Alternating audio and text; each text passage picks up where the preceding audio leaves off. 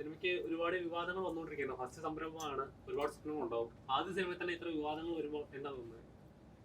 നല്ല പരിഭ്രമമാണ് എനിക്കുള്ളത്.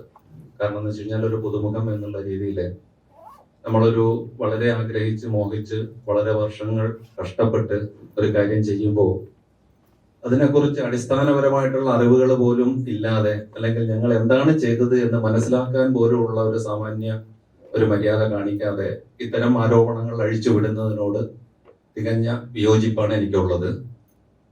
അതുകൊണ്ട് തന്നെ ഇത്തരം വ്യാജ ആരോപണങ്ങൾക്ക് ഞങ്ങളെ ഇതുപോലെ പരിഭ്രമിപ്പിക്കാൻ കഴിയും എന്ന് തന്നെയാണ് ഇപ്പൊ ഞാൻ മനസ്സിലാക്കുന്നത്. കാരണം നല്ല പരിഭ്രമമുണ്ട് എനിക്ക് മാനസികമായിട്ട്. പക്ഷെ ഞാൻ ഈ വിവരം തമ്പി സാറിൻ്റെ അടുത്ത് അന്ന് തന്നെ വിളിച്ച് പറഞ്ഞപ്പോൾ സാറ് വളരെ ധൈര്യം തരികയാണ് എനിക്കുണ്ടായത്. സാരമില്ല, ഇതുപോലെയൊക്കെ ഉണ്ടാവും, അതൊക്കെ നേരിടാൻ പരിശീലിക്കുക എന്ന് മാത്രമാണ് സാർ എൻ്റെ അടുത്ത് പറഞ്ഞത്. ചേട്ടന് ഒരാളുടെ പൊളിറ്റിക്സ്, അയാളുടെ രാഷ്ട്രീയം അയാളുടെ സ്വന്തമാണ്, അയാളുടെ മാത്രം റിലേറ്റ് ചെയ്ത പടം. അത് ഒരു സൊസൈറ്റി വന്നിട്ട് ഇങ്ങനെ ജഡ്ജ് ചെയ്യപ്പെടുന്നതൊക്കെ ഒരു കലാരൂപത്തെ തന്നെ കളിയാക്കുന്ന പോലെ, അല്ലെങ്കിൽ അതിനൊരു മൂല്യം കൊടുക്കാത്ത പോലെ ആയിപ്പോകുന്നത്.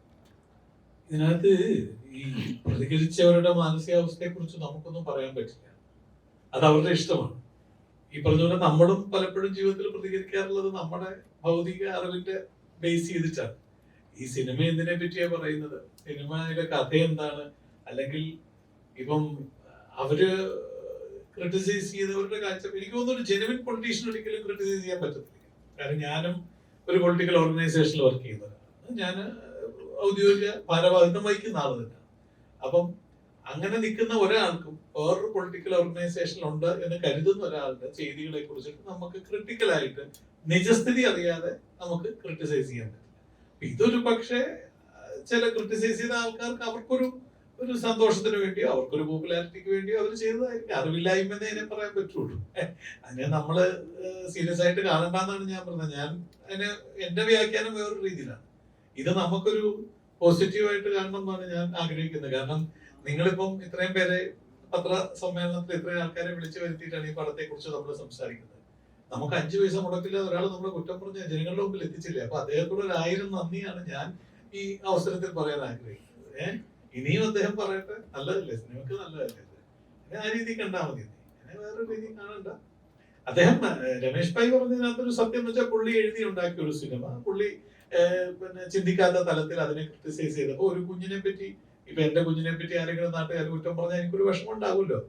പക്ഷെ അയലോകത്തെ വീട്ടുകാരനായിട്ടിരിക്കുന്ന ഒരാൾക്ക് എന്തും പറയാം. പക്ഷെ നന്നായി കേൾക്കുമ്പോൾ അയാൾ തന്നെ പറയും എന്റെ അയലോകക്കാരനായിട്ടോ, അത് അവൻ നല്ലവനാ, പണ്ടേ എനിക്കറിയാവുന്നവനാന്ന് പറയും. അപ്പൊ അങ്ങനെ ഉണ്ടാ മതി, അങ്ങനെ ആ ലെവലിൽ കണ്ടാൽ മതി എന്നാണ് എന്റെ വിശ്വാസം. ഈ ചിത്രം ഒരു ജാതി വ്യവസ്ഥയുടെ പണ്ടത്തെ ഇപ്പോഴും ഉണ്ട ഒരു ജാതി വ്യവസ്ഥയെ കുറിച്ച് കാണിക്കുന്നുണ്ട്.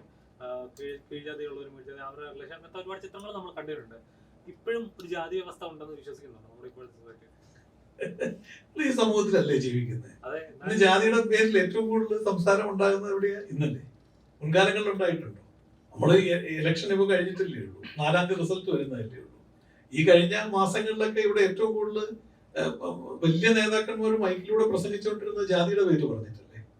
അപ്പം ഇന്ന് ഇത് ശരിക്കും പറഞ്ഞാൽ ആൾക്കാർ വിദ്യാഭ്യാസം കൂടുമ്പോൾ ആൾക്കാർക്ക് അറിവും വിവരവും കൂടി എന്നാണ് നമ്മൾ സങ്കല്പിക്കുന്നത്. പക്ഷെ ഇത് സ്വയം വിമർശനാത്മകമായിട്ട് ആൾക്കാർ ചിന്തിക്കേണ്ട വിഷയമാണ്.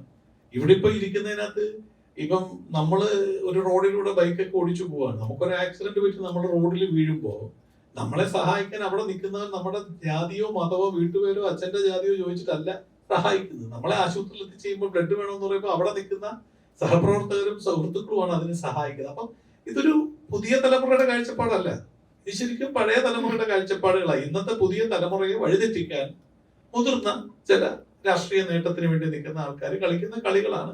അതിൽ ഞാനൊറ്റ കാര്യമേ പറയുന്നുള്ളൂ, ചെറുപ്പക്കാരായ നമ്മള് ഇതിലൊന്നും വീഴാതിരിക്കുക എന്നുള്ളത് മാത്രമേ ഉള്ളൂ. കാരണം ഇതൊരു നമ്മളോട് എന്നോട് ചോദിച്ചിട്ടാണോ എന്നെ, ഇപ്പം ഞാൻ ഏത് ജാതിയിലാവട്ടെ, എന്നെ ആ ജാതിയിൽ ജനിപ്പിച്ചത് എന്നോട് അനുവാദം ചോദിച്ചിട്ടാണോ? അല്ലല്ലോ, ഞാൻ എൻ്റെ അമ്മയുടെ വയറ്റിൽ ജനിച്ചു പോയി. അപ്പൊ അമ്മയുടെ ജാതി എന്താണോ അതാണ് എന്റെ ജാതി.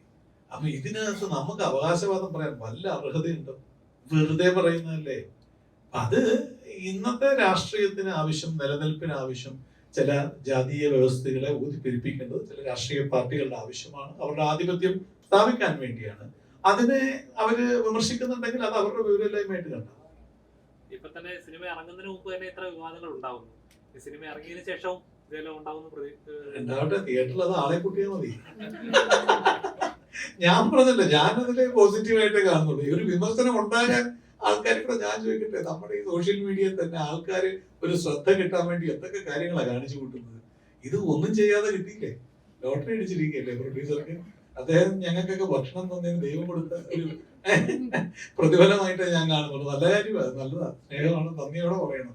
ശരിക്കും ടാർഗറ്റ് ചെയ്ത പോലെ തോന്നുന്നുണ്ട്. കാരണം വെച്ചാൽ ഒരു എന്താ പറയാ, ഒരു കോസ്റ്റ്യൂം ഒക്കെ എന്ന് പറഞ്ഞാൽ അവനൊരു ആ സിനിമയെ കഥാപാത്രം റിലേറ്റ് ചെയ്തിട്ട് അതൊന്നും പ്യൂർ പൊളിറ്റീഷ്യൻസ് അല്ല.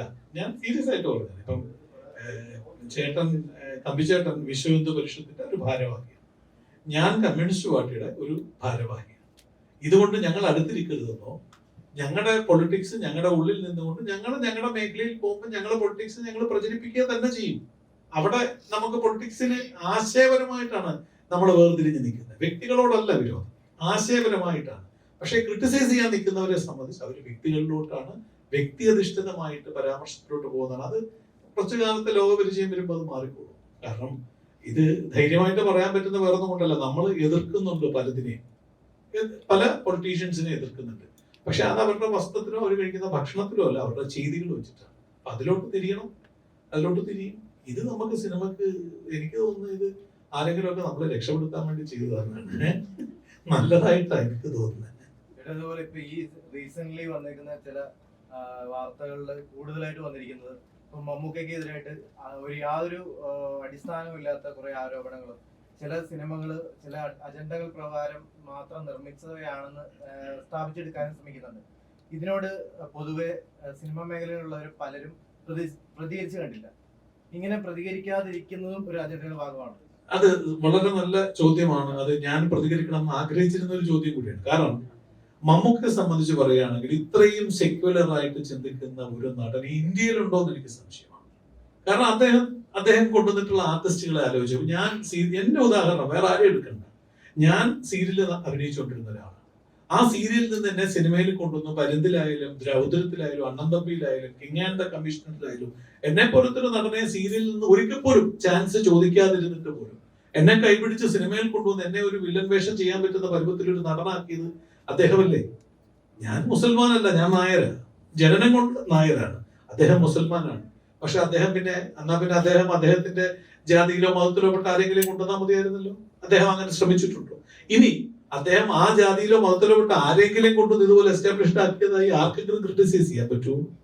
അദ്ദേഹം അതിനൊക്കെ അപ്പുറത്ത് നിൽക്കുന്ന അദ്ദേഹത്തിന്റെ വലിപ്പമൊന്നും ഈ ക്രിട്ടിസൈസ് ചെയ്ത ആൾക്കാർക്ക് മനസ്സിലാക്കാനുള്ള വിവരമില്ല, മനസ്സില്ല. ഞാൻ പറഞ്ഞില്ല, മമ്മൂക്കയെ പോലത്തെ ഇത്രയും, കാരണം അദ്ദേഹം ഒരുപാട് ജനങ്ങളെ പ്രതിനിധാനം ചെയ്യുന്നതാണ്. അദ്ദേഹത്തിന് അത്യാവശ്യം വിദ്യാഭ്യാസമുണ്ട്, വിവരമുണ്ട്. അദ്ദേഹത്തെ ക്രിട്ടിസൈസ് ചെയ്യാൻ ആരെങ്കിലും മുതിരുന്നുണ്ടെങ്കിൽ അവരുടെ വിവരമില്ലായ്മയായിട്ടേ കാണുന്നുള്ളൂ. അതിനെതിരെ താരസംഘടനയോ അല്ലെങ്കിൽ മറ്റ് അസോസിയേഷൻസോ ഇടപെടാതിരുന്നത് അപലപനീയമാണ്, തെറ്റാണ്.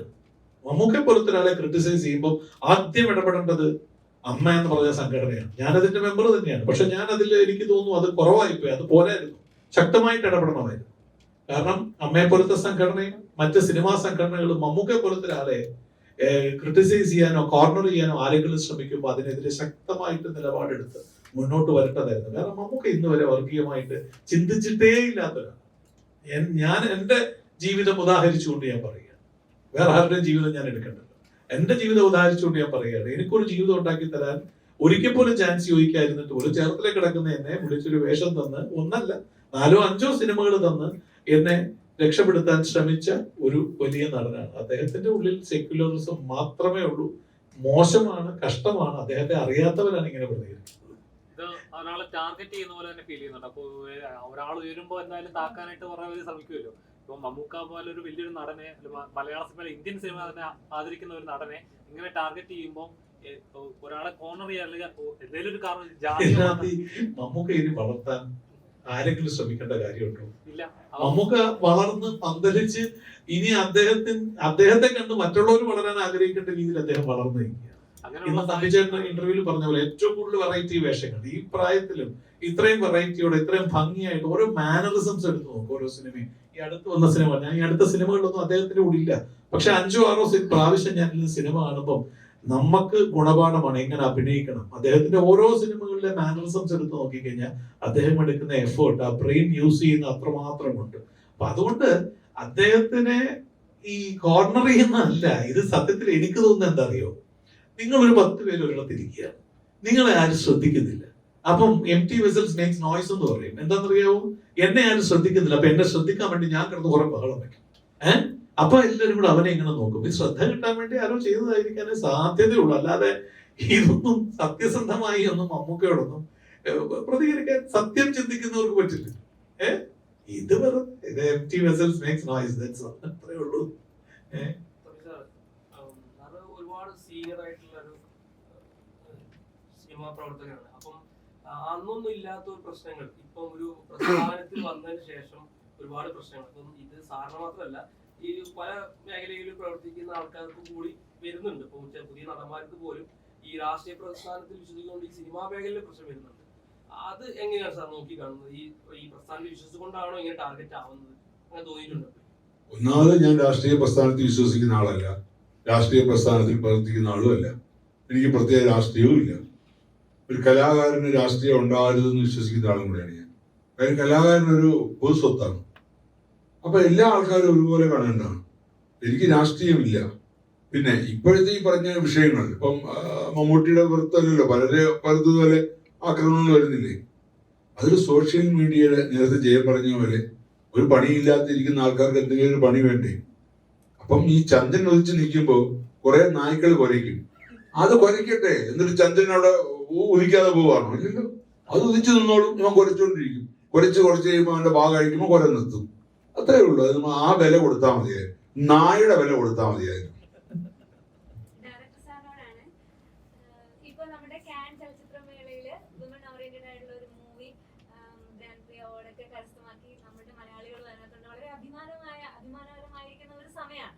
ഇത് മയമ എന്ന് പറയുന്ന ഒരു വിമൻ ഓറിയന്റഡ് മൂവിയാണെന്ന് സാർ പറഞ്ഞല്ലോ. അപ്പോ നമ്മുടെ ക്യാനിൽ ഇപ്പൊ അവാർഡൊക്കെ മേടിച്ച മൂവിയുടെ അവരുടെ ആ ഒരു ചർച്ചയുടെ അല്ലെങ്കിൽ സംസാരത്തിന്റെ സമയത്തൊക്കെ പറഞ്ഞു കേട്ടു, അത് പ്രൊഡ്യൂസറിനെയൊക്കെ അവർ സമീപിച്ച സമയത്ത് മൂവി വിമൻ ഓറിയന്റഡ് ആയതുകൊണ്ട് പലരും പുറകിലേക്ക് മാറിയ ചില അനുഭവങ്ങൾ ഉണ്ടായിരുന്നത്. അതുപോലെ നമ്മുടെ മായമ്മയ്ക്ക് എന്തെങ്കിലും തിക്ത അനുഭവങ്ങൾ ഇതുമായിട്ട് മുന്നോട്ട് പോയപ്പോ ഉണ്ടായോ? വിമൻ ഓറിയന്റഡ് ആയതുകൊണ്ട്? ഇല്ല, ഒരിക്കലും ഉണ്ടായിട്ടില്ല. കാര്യം എന്ന് വെച്ച് കഴിഞ്ഞാല് ഇത് നിർമ്മിച്ചിരിക്കുന്നത് പുണർദ ആർട്സ് ഡിജിറ്റൽ എന്നുള്ളൊരു കമ്പനിയാണ്. ആ കമ്പനിയിൽ ഒരു 8 പേര് അതിന്റെ ഭാരവാഹികളുണ്ട്. അവരെല്ലാവരും കൂടെ ചേർന്ന് ആണ് ഇതിന്റെ ഫിനാൻസ് അറേഞ്ച് ചെയ്തിട്ടുള്ളത്. അപ്പൊ അവരെ സംബന്ധിച്ചിടത്തോളം എന്നെയാണ് അവർക്ക് വിശ്വാസം, എന്റെ വാക്കുകളാണ് അവർക്ക് വിശ്വാസം. അതിൽ കവിഞ്ഞ അവർക്കൊന്നുമില്ല. അപ്പം അതിന്റെ 100% ഉത്തരവാദിത്വം ഞാൻ ഏറ്റെടുത്തുകൊണ്ട് തന്നെയാണ് പിന്നെ ഇതിന് ഇറങ്ങിയത്. അതുകൊണ്ട് ഞാനൊരു സബ്ജക്റ്റ് അവരുടെ അടുത്ത് പറഞ്ഞു, അവർ പറഞ്ഞു രമേശിന് വിശ്വാസം ഉണ്ടെങ്കിൽ മുമ്പോട്ട് പോകും. അപ്പൊ അതുകൊണ്ട് അങ്ങനെ ഒരു ഭയമില്ല. ആദ്യമേ റിലീസ് ചെയ്യുമ്പോൾ ടീച്ചറാണ് ഒരുപാട് എക്സ്പെക്ടേഷൻ ഉണ്ടാവും. എന്നാൽ മലയാളികൾക്ക് ഏറ്റവും പ്രിയപ്പെട്ട നടി കൂടിയാണ്, കുടുംബ പ്രേക്ഷകർക്ക്. അപ്പോൾ സിനിമ തന്നെയാണ് ആഗ്രഹം എന്ന് കുറച്ച് പേര് പറഞ്ഞിട്ടുണ്ട്. എന്തുകൊണ്ടാണ് ഇത്ര വരാൻ താമസം? അവസരങ്ങൾ കിട്ടാത്തതുകൊണ്ടാണോ, അവസരങ്ങൾ നിരസിക്കപ്പെട്ടതുകൊണ്ടാണോ? നല്ല ചോദ്യം. ഇങ്ങനെ വെയിറ്റ് ചെയ്തിരുന്ന് ചോദിച്ച പോലെ ഫീൽ ചെയ്യുന്നുണ്ട്. എന്നാലും കുറെ റിജക്ഷൻസ് വന്നിട്ടുണ്ട്. അത് റീസൺ സീരിയൽ നടി ആയതുകൊണ്ട്. എപ്പോഴും ഒരു സീരിയൽ നടി എല്ലാ അഭിനയം, സീരിയൽ ആയാലും ശരി, സിനിമ ആയാലും ശരി, അഭിനയം തന്നെയാണല്ലോ. എല്ലാ അഭിനയം തന്നെയാണ്. അത് സിനിമാക്കാരോട് പറയേണ്ടത് നല്ലല്ലോ. എനിക്ക് നല്ലൊരു ഡയറക്ടറിന്റെ കയ്യിൽ കിട്ടിയാൽ തീരാവുന്ന പ്രശ്നമേ ഉള്ളൂ ഇത്. അത് സത്യം പറഞ്ഞാൽ എനിക്കും ഇതുവരെ കൃത്യമായിട്ടൊരു മറുപടി പറയാൻ അറിയില്ല. കുറെ ഓഡിഷൻസും കുറെ കാസ്റ്റിംഗിലും ഞാൻ റിജക്റ്റ് ആയപ്പെട്ടത് സീരിയൽ നടി എന്നുള്ള ഒരൊറ്റ കാര്യം കൊണ്ട് മാത്രമാണ്. അല്ലാതെ എന്റെ പെർഫോമൻസ് കണ്ടിട്ടുമില്ല. സീരിയൽ നടിയാണോ വേണ്ട റിജക്ട്. അങ്ങനെ ഓൺ സ്പോട്ടിലും റിജക്ഷൻസ് എനിക്ക് കിട്ടിയിട്ടുണ്ട്. അപ്പം അങ്ങനെ നിന്ന ഒരു ഞാൻ ഇങ്ങനത്തെ ഒരു സിനിമ ചെയ്യാൻ പറ്റിയതിൽ വലിയൊരു ഭാഗ്യമായിട്ട് ഞാൻ കരുതുന്നു. എനിക്ക് തോന്നുന്നു ഒരു ശതമാനമെങ്കിലും എനിക്ക് എന്നെ തന്നെ പ്രൂവ് ചെയ്യാൻ കഴിഞ്ഞു. സീരിയൽ നടി ആണെന്ന് പറയുന്നത് നാണക്കേട് തോന്നുന്നുണ്ടോ? ഒരിക്കലും ഇല്ല. അതിലൂടെയാണ് ഞാൻ ഫേമസ് ആയത്. അല്ല, അപ്പൊ എന്താണ് വേർതിരിച്ച് കാണാനുള്ള കാരണം? എന്താണ്? ഞാനല്ലോ കാണുന്നത്, എന്നെ അങ്ങനെ കാണാനായി ആക്കിയതില്ലേ. കാരണം ഇൻഡസ്ട്രിക്ക് അതാണ് വേണ്ടത്. സീരിയൽ ചെയ്യുന്ന ആൾക്ക് സിനിമ ചെയ്യാൻ പാടില്ല എന്ന് ആരോ എഴുതി വെച്ച് പറഞ്ഞ് പഠിപ്പിച്ച് എല്ലാവരും അത് തന്നെ കണ്ടിന്യൂ ചെയ്യും. ഞാൻ പറഞ്ഞ പോലെ എനിക്ക് കുറെ റിജക്ഷൻസ് വന്നു. ഞാൻ ശരി ഓക്കെ സിനിമ ചെയ്യാം എന്നും പറഞ്ഞാണ് ഞാൻ സീരിയലിൽ നിന്ന് ബ്രേക്ക് എടുത്തിട്ട് ഇത് ചെയ്തത്. 2 മൂവീസ് ചെയ്തു. ഞാൻ ഒരിക്കലും വേർതിരിച്ച് കണ്ടിട്ടില്ല. എനിക്ക് 2 അഭിനയമാണ്. ഞാൻ എന്നെ ആൾക്കാർ അറിയുന്നതും ഇപ്പോഴും അറിയുന്നത് സീരിയലിലൂടെയാണ്. ചേച്ചി ഈ പറഞ്ഞ ഫേസ് ചെയ്തിട്ടുണ്ടോ എപ്പോഴെങ്കിലും റിജക്ഷൻ? റിജക്ഷൻസ് ഒരുപാട് ഉണ്ടായിട്ടുണ്ട്. പക്ഷെ ഈ പറഞ്ഞ പോലെ ഒരു സീരിയൽ നടി ആയതുകൊണ്ട് എന്തോ ഭാഗ്യത്തിന് എന്നെ അങ്ങനെ മാറ്റി നിർത്തപ്പെട്ടിട്ടില്ല. കാരണം മെഗാ സീരിയൽ തുടങ്ങുന്നതിന് മുമ്പേ ഞാൻ സിനിമയിൽ ഒരു 7-8 സിനിമകൾ ചെയ്ത് കഴിഞ്ഞിട്ടുണ്ടായിരുന്നു. പിന്നെ എനിക്ക് പറ്റിയ കഥാപാത്രങ്ങൾ വരുമ്പോൾ എന്നെ സിനിമകൾ തേടി വന്നിട്ടുണ്ട്. അതുകൊണ്ട് ഇതുപോലെ ഒരു അവസ്ഥ എനിക്ക് നേരിടേണ്ടി വന്നിട്ടില്ല. പിന്നെ പല അവസരങ്ങളും എൻ്റെ പല കാരണങ്ങൾ കൊണ്ട് എനിക്ക് ആക്സെപ്റ്റ് ചെയ്യാൻ പറ്റാതെ ഇരുന്നിട്ടേ ഉള്ളൂ. ഇപ്പോഴും ഒരു ഗ്യാപ്പിന് ശേഷം ഒരു നല്ലൊരു കഥാപാത്രം എനിക്ക് കിട്ടി. അതിപ്പോ സീരിയൽ നടി ആയതുകൊണ്ട് എന്നെ മാറ്റി നിർത്തിയില്ല. അപ്പം പല ഓരോ ആൾക്കാരുടെ കാഴ്ചപ്പാടിന്റെ ഒരു വ്യത്യാസമുണ്ട്. അപ്പൊ ചിലര് പറയും ഡെയിലി കണ്ടുകൊണ്ടിരിക്കുന്ന ആൾക്കാരാണെങ്കിൽ നമുക്ക് ബിഗ് സ്ക്രീനിൽ കാണാൻ ഒരു താല്പര്യം ഉണ്ടാവില്ല എന്ന് ചിലര് പറയും. ചിലവര് വേറെ രീതിയിൽ ചിന്തിക്കുന്നുണ്ട്. ആൾക്കാർക്ക് കൂടുതൽ അക്സെപ്റ്റബിൾ ആയിട്ടുള്ള ഒരു ആളാണെങ്കിൽ ആൾക്കാർക്ക് കാണാൻ താല്പര്യം ഉണ്ടാവുന്നു. 2 രീതിയിലും ചിന്തിക്കുന്ന ആൾക്കാരുണ്ട്. അപ്പൊ അത് നമ്മുടെ ഭാഗ്യം പോലെയാണെന്നാണ് ഞാൻ വിശ്വസിക്കുന്നത്. എസ്റ്റാബ്ലിഷ് ആയാൽ മാത്രമേ ബിഗ് സ്ക്രീനിലോട്ട് കയറാൻ പറ്റുള്ളൂ അങ്ങനെയില്ല. ഞാൻ ആദ്യമേ ഹീറോയിനായിട്ട് ഒരു സിനിമ ചെയ്തിരുന്നു മെഗാ സീരിയൽ തുടങ്ങുന്നതിന് മുമ്പേ. പക്ഷെ നിർഭാഗ്യവശാൽ അത് റിലീസായില്ല. പിന്നെ ഈ 1000 എപ്പിസോഡൊക്കെ നീണ്ടുപോകുന്ന സീരിയൽ വരുന്നതിന് മുമ്പേ ചെയ്ത് സിനിമ നടി എന്നുള്ളൊരു രീതിയിൽ വന്നിട്ടുണ്ടായിരുന്നു. സിനിമ ഇറങ്ങിക്കഴിയുമ്പോൾ ഈ ജാതി ചിന്താഗതികളെയൊക്കെ പ്രേക്ഷകർക്ക് മാറ്റി ചിന്തിക്കേണ്ടതായി വരുന്ന ഒരു മൂവിയാണോ? ഇങ്ങനെ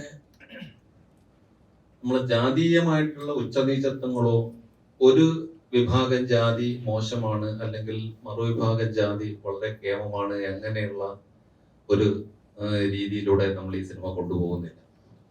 മീൻസ് ഒരു ജാതിയെയും നമ്മൾ മോശമാക്കുന്നില്ല, ഒരു ജാതിയെയും ഉയർത്തി കാണിക്കുന്നില്ല. പക്ഷെ ഇതിലെ കഥാപാത്രങ്ങള് ഒരു പൊള്ളുക പെൺകുട്ടിയും ഒരു നമ്പൂതിരി യുവാവുമാണ് പ്രധാന കഥാപാത്രങ്ങളായിട്ട് വരുന്നത്. അതുകൊണ്ട് അവരെ മോശക്കാരാക്കണം എന്ന് നിർബന്ധമൊന്നുമില്ലല്ലോ. അതുകൊണ്ട് അങ്ങനെ ഒരു മോശമായിട്ടുള്ള ഒരു ചിത്രീകരണവും ഇതിലുണ്ടായിട്ടില്ല. അതിനകത്തൊരു ക്വസ്റ്റ്യൻ ഉള്ളത് ഒരു 2 വ്യക്തി എന്നുള്ളതിൽ മാത്രം ആ കഥയെ കൊണ്ടുപോയിക്കൂടായിരുന്നു? എന്തിനാണ് ആ ഒരു 2 വിഭാഗത്തിന്റെ പേര് എടുത്ത് കാണിക്കുന്നതെന്ന് ചോദിക്കുന്നത്? അല്ല, അത് ഒരു കഥയുടെ അല്ലെങ്കിൽ ഒരു കഥാകൃത്തിന്റെ സ്വാതന്ത്ര്യമാണ്. അത് നമ്മുടെ മനസ്സിൽ ഒരു കഥ അങ്ങനെയാണ് പോകുന്നത്. അതുകൊണ്ട് ആ ഒരു രീതിയിൽ ചിത്രീകരിച്ചു, അത്രയേ ഉള്ളൂ. ജൂൺ 7 റിലീസ് ആവുകയാണ്. കാണാൻ പറ്റുന്ന പ്രേക്ഷകരോട് കാണാൻ പറ്റുന്ന പ്രേക്ഷകരോട് ഞാൻ നേരത്തെ 1-2 ഇടത്ത് സൂചിപ്പിച്ചിരുന്നു. അതുപോലെ തന്നെ ഒരിക്കൽ കൂടി അത് പറഞ്ഞുകൊള്ളട്ടെ, ചിത്രം കണ്ട് മാത്രമേ വിലയിരുത്താവൂ. ചിത്രം കാണുന്നതിന് മുൻപോ അല്ലെങ്കിൽ അതിന്റെ ട്രെയിലർ കണ്ടിട്ടോ പോസ്റ്റർ കണ്ടിട്ടോ റിവ്യൂ മുതലായ മോശമായിട്ടുള്ള റിവ്യൂ, പോസിറ്റീവായിട്ട് വേണമെങ്കിൽ എന്തുകൊണ്ട് ഇട്ടോളൂ, കുഴപ്പമില്ല, മോശമായിട്ടുള്ള റിവ്യൂ ഇട്ട് ചിത്രത്തിനെ തകർക്കാനുള്ള ഒരു ശ്രമം ഉണ്ടാവരുത് ആരുടെ ഭാഗത്തുനിന്നും. അതുപോലെ ഞാൻ നേരത്തെ സൂചിപ്പിച്ചതുപോലെയുള്ള ആ വ്യാജമായിട്ടുള്ള അനാവശ്യമായിട്ടുള്ള ആരോപണങ്ങൾ ഉയർത്തി നമ്മുടെ മാനസികാവസ്ഥയെ ദോഷം ചെയ്യരുത്. എല്ലാവരും ചിത്രം കാണുക, കണ്ടതിന് ശേഷം എന്ത് വേണമെങ്കിലും നിങ്ങൾക്ക് റിവ്യൂ ഇടാം. നല്ലതായാലും ചീത്തയായാലും. മോശമായിട്ടുള്ള റിവ്യൂ ആണെങ്കിൽ ഞങ്ങളത് അക്സെപ്റ്റ് ചെയ്യും. ഞങ്ങളുടെ തെറ്റുകുറ്റങ്ങൾ ഞങ്ങൾക്ക് മനസ്സിലാവും. നല്ലതാണെങ്കിൽ പ്രചോദനമാകും, സന്തോഷം ഉണ്ടാവും. അങ്ങനെ ചെയ്യുക. അല്ലാതെ അതിന്റെ സത്യാവസ്ഥകൾ അറിയാതെ ഒന്നിനും പ്രതികരിക്കാതിരിക്കുക. എല്ലാവരും തിയേറ്ററിൽ ചെന്ന് കാണുക. അതാണ് എനിക്ക് പറയാനുള്ളത്. അല്ല, ഒരു സിനിമ വിജയിക്കണമെങ്കിൽ ഞാൻ നേരത്തെ പറഞ്ഞ പോലെ തിയേറ്ററിൽ തന്നെ പോയി കാണണം. എല്ലാവരും തിയേറ്ററിൽ പോകണം. ഇപ്പോ രമേശ് പറഞ്ഞതുപോലെ ഈ റിവ്യൂ ചെയ്യുന്നത് യഥാർത്ഥത്തിൽ പറഞ്ഞാൽ ഒരു സിനിമയെ യഥാർത്ഥത്തിൽ പറഞ്ഞാൽ ഈ പറഞ്ഞ സോഷ്യൽ മീഡിയയിലുള്ള റിവ്യൂ തന്നെ നിർത്തണമെന്നാണ് എൻ്റെ അഭിപ്രായം. കാര്യം തിയേറ്ററിൽ പോകുന്ന ഒരാൾക്ക്, ഞാൻ സിനിമ കാണുമ്പോൾ എനിക്ക് ഇഷ്ടപ്പെടുന്ന സിനിമ ഇവിടെ ഇരിക്കുന്ന മറ്റൊരാൾക്ക് ഇഷ്ടപ്പെടണമെന്നില്ല. നമുക്ക് ഓരോരുത്തരും അവരുടെ പെർസ്പെക്റ്റീവിലാണ് ഒരു സിനിമ കാണുന്നത്. അപ്പം അതുകൊണ്ട് തന്നെ നമ്മൾ ഇപ്പോൾ ഒരു റിവ്യൂ ഇടുമ്പോൾ ആ റിവ്യൂ ഇടുന്ന പെർസ്പെക്റ്റീവ്, അയാളുടെ പെർസ്പെക്റ്റീവിലാണ് അയാളുടെ സിനിമയെ കുറിച്ച് റിവ്യൂ ഇടുന്നത്. അപ്പൊ അയാളുടെ പെർസ്പെക്റ്റീവ് മറ്റുള്ളവരുടെ എല്ലാം തലയിൽ അടിച്ചേൽപ്പിക്കണമെന്ന് പറയുന്നത് ഒരു തെറ്റായ നിലപാടാണ്. നിങ്ങൾക്ക് റിവ്യൂ ഇടണമെങ്കിൽ ഇട്ടോളൂ, ആ സിനിമ തിയേറ്ററിൽ നിന്ന് മാറിയതിനു ശേഷം മറ്റു OTT പ്ലാറ്റ്ഫോമിലോ അല്ലെങ്കിൽ ചാനലിലോ വരുന്നതിന് മുമ്പ് ഇട്ടോളൂ. അപ്പൊ പക്ഷെ അവർക്ക് അത്രത്തോളം റീച്ച് കിട്ടുമോ എന്നുള്ളത് സംശയമാണ്. അപ്പൊ റീച്ച് ഉണ്ടാക്കാൻ വേണ്ടി ഒരു പ്രോഡക്റ്റിനെ, പ്രത്യേകിച്ച് സിനിമ എന്ന് പറയുമ്പോൾ ഒരു കല മാത്രമല്ല, അതൊരു കച്ചവടം കൂടെയാണ്. കച്ചവടം ചേർന്ന കലയാണ് സിനിമ. ആ സിനിമയെ അല്ലെങ്കിൽ ആ ഒരു ബിസിനസ്സിനെ, ഒരു സിനിമയ്ക്ക് പൈസ മുടക്കി, ഒരു എത്രയോ കോടി രൂപ മുടക്കി ഒരു ആൾക്കാർ അല്ലെങ്കിൽ കുറച്ച് ആൾക്കാർ ചേർന്ന് അല്ലെങ്കിൽ ഒരു വ്യക്തി, ആ വ്യക്തി ഒരു സിനിമയെ അയാൾ വളരെ സ്നേഹിച്ചാണ്. ഒരു പ്രൊഡ്യൂസർ, സിനിമ എടുക്കുന്ന പ്രൊഡ്യൂസറെ സംബന്ധിച്ചോളം ആ സിനിമയോടുള്ള ഇഷ്ടം കൊണ്ടോ അല്ലെ കലയോടുള്ള ഇഷ്ടം കൊണ്ടാണ് വരുന്നത്.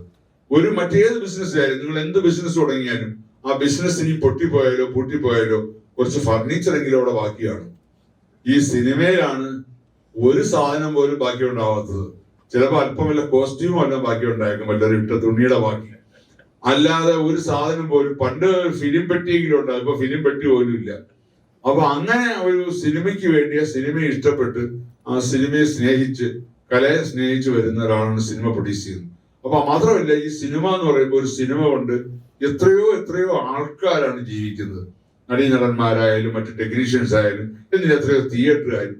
തിയേറ്ററിനകത്ത് കാറ് പാർക്ക് ചെയ്യുമ്പോൾ അതിന് ഫീസ് വാങ്ങിക്കുന്ന ആള് പോലും സിനിമ കൊണ്ട് ജീവിക്കുന്നതാണ്.